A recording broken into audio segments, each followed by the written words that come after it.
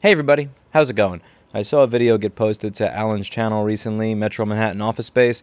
This is the broker that was helping me out last year. He was the only broker that actually was honest and was not BSing me on the size of spaces or anything like that. So I really appreciated his time and his expertise, and I'm glad that he's posting stuff on YouTube.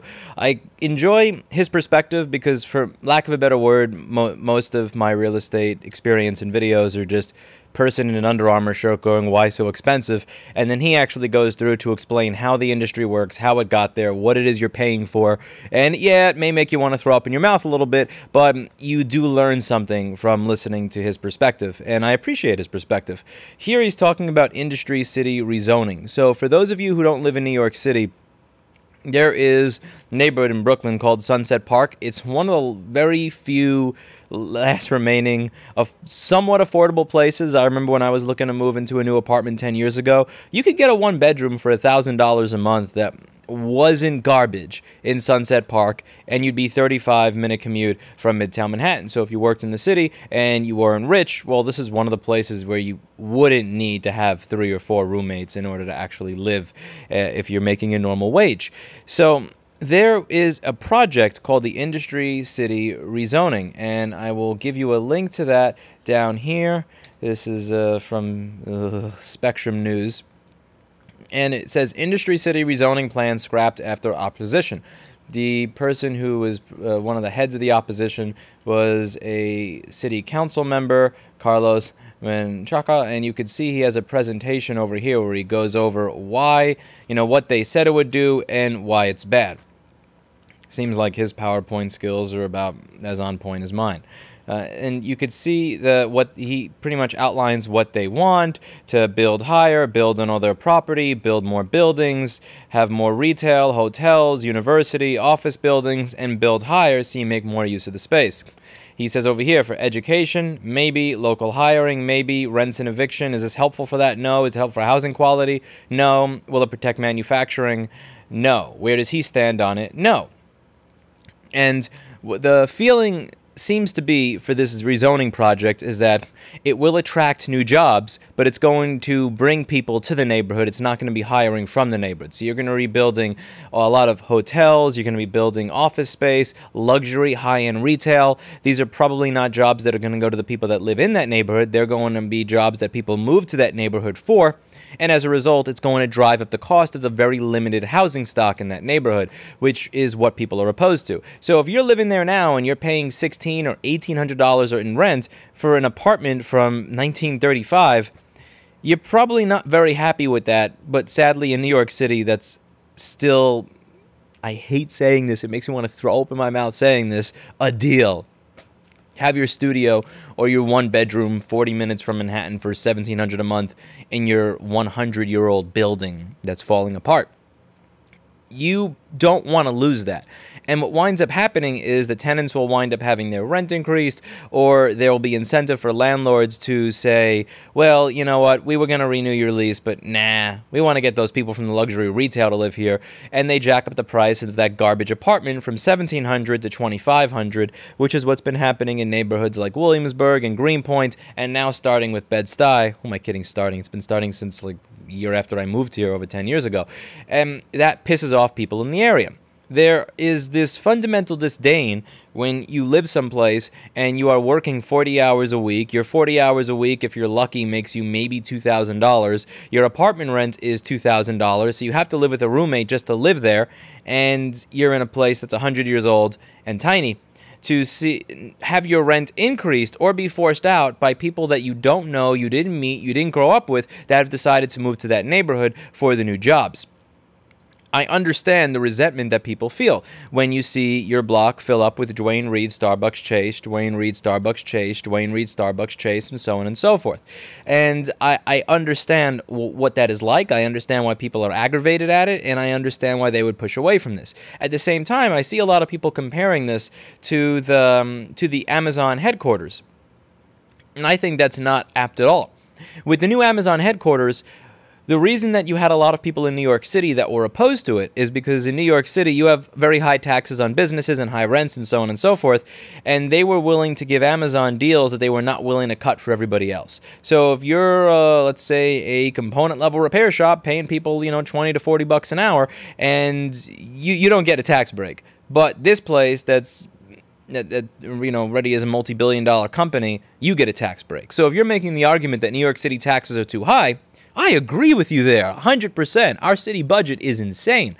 At the same time, there is going to be some aggravation if that insane city budget is being paid by me, not so much by Amazon.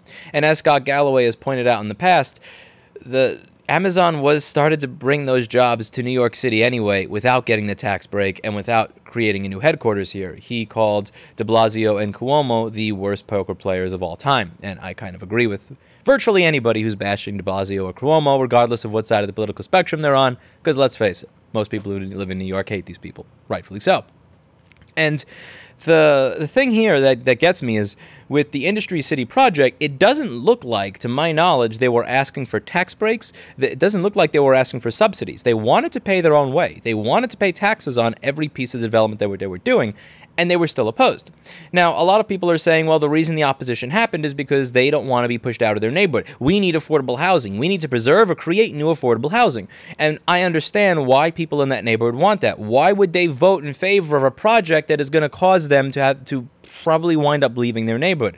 If there's a few more jobs added to the neighborhood, if your rent goes from $1,700 to $3,000, you probably don't care, because it doesn't matter if a couple of new jobs have been added that you're not going to get. You're priced out and you're leaving. At the same time, there's a reason that people are not building affordable housing in New York City, and that does need to be addressed, and I don't see it being addressed by many of the people who speak about this issue.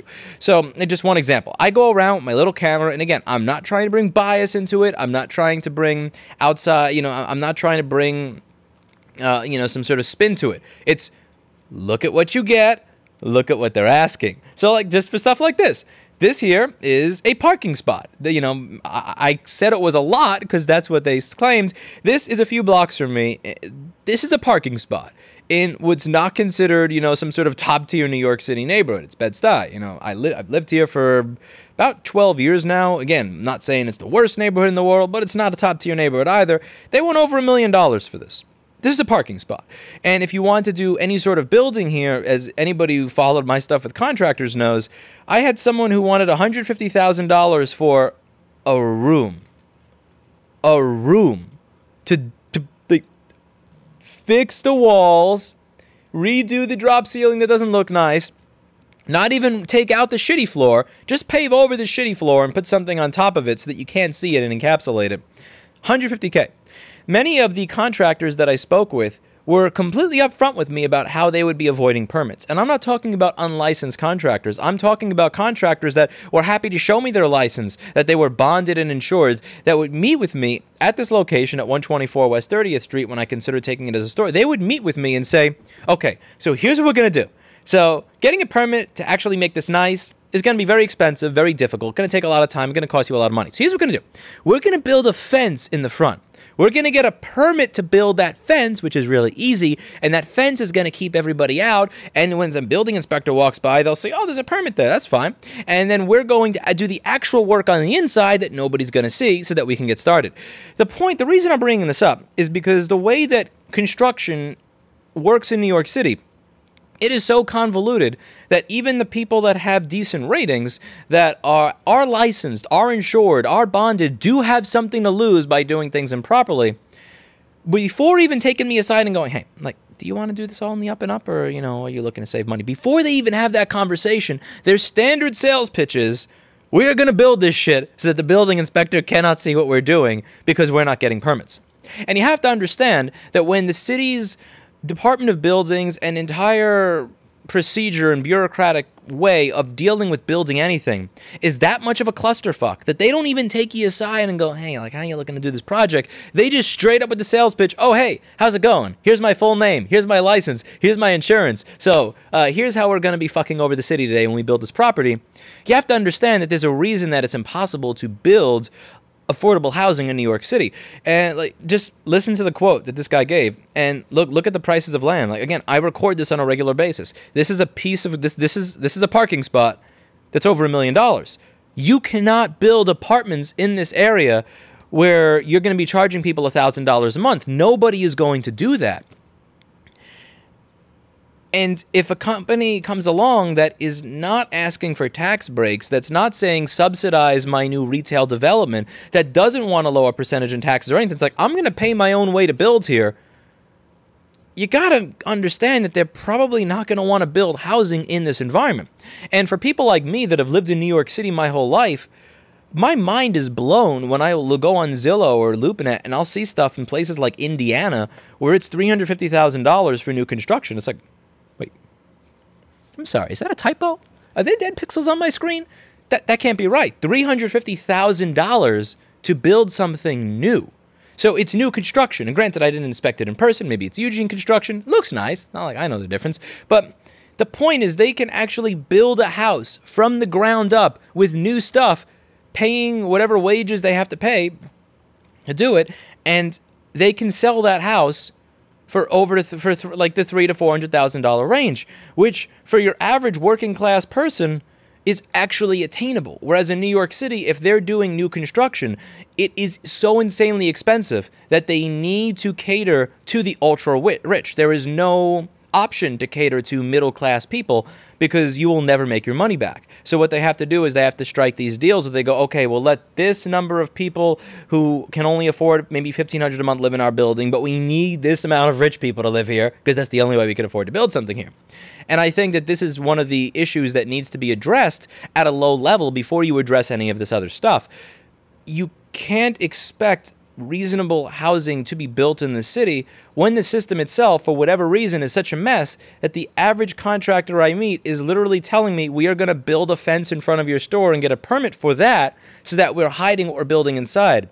The fact that so many contractors were so upfront with me about and brazen about how they were going to break the law before they even knew my name really does showcase to me that there's serious problems with this entire system, and it's a joke, and it needs to change in many ways. And if you don't address that, then you're never going to be able to address the fact that there's not affordable housing.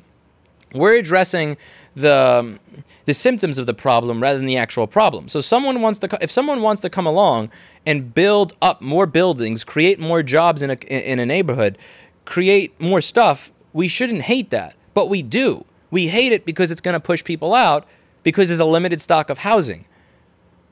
How do we fix that? How do we make it so that it's easy to build more housing, so that it's not something that's going to bankrupt people to build new housing? And I haven't seen a solution to that. And Alan brings up, well, you know, it's sad because it would have brought new jobs, and it seems like, you know, when it comes to manufacturing, there's only so many of those jobs that are going to be there that are going to come back. We need to look to the future. I agree with him. I also think that I agree with what Alan is saying, but I also think he may be missing a little bit why it is people in those neighborhoods are pissed off. And I understand why they're angry. When you walk around, when you walk past a place every day and you realize, if I work for the next 25 or 30 years, I still probably can't afford to live there, that is going to create some resentment in the community, particularly when the people who moved into your community just last week and are in these beautiful places are people that just popped up. And it's why if I wind up moving out of New York City to someplace else, I've been talking about this with a friend of mine, I would probably want to eye someplace where you don't have these areas where it's like people who can barely afford to survive here, $6 million condo here, can't afford to survive here, $10 million condo here, because it creates this this fucked up community dynamic that is just, in my opinion, completely, yeah, I don't know what else to say, just completely fucked up and just weird. And there are places outside the city where you don't have that. And I'd honestly be curious to hear what Alan's thoughts are on this entire idea. Why, you know, what are the specifics? Because I understand the fact that it is difficult to build affordable housing. I understand that the way it works with Department of Buildings and the way it works to do any sort of new construction in the city is a complete and utter nightmare. But I don't know the specifics of it, and I'd like to learn. I'm kind of curious if Alan knows people who can discuss that. I think it would be make an interesting topic for a video, because then you really start getting to the heart of these issues rather than just focusing on the symptoms of it. Anyway, let me know what you think in the comments down below about this. I'm going to include a couple of links to the presentation that I showed you, as well as some of the articles on this so that you can read and decide for yourself what you think of Industry City rezoning falling apart. But I really do think it is unfair to call this something similar to Amazon, because Amazon, they really were shopping around and going, all right, which city is going to give us a better deal on taxes than they give the businesses that have already been there for 30 years? I understand why that pisses people off but this really does not seem like that was the case or was going on. If I'm wrong, please do let me know. I'm open, I'm open to the idea that I missed something. But when I read through this, I don't see anything that gives me the idea that somebody was saying we want your taxpayer dollars to subsidize our investment in this community. All right, that's about it. See you in the next one.